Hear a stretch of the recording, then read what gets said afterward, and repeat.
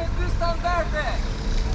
Ne kemi mbledhur për një arsye shumë të thjeshtë. Ne jemi shumë të zhvilluar administrat e vendit edhe deputetët e përfaqësuesit e vendit, sillen në kuvend si të ishin me hale apo sillen me pozicionet e tyre publike që në fakt përfaqësojnë institucionet që ata drejtojnë, sillen sikur të ishin njerëz që nuk kanë përgjegjësi.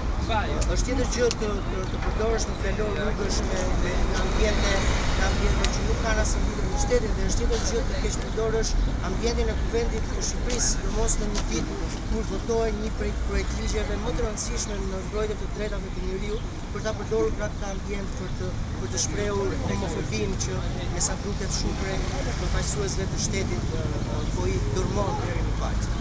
Ne kërkojmë që Ministri i Drejtësisë Eduard Nalini të kërkojë ndjesë publike për këtë që ka bërë në çdo vend normal të botës, ai nuk do duronte dot edhe 24 orë pa bërë.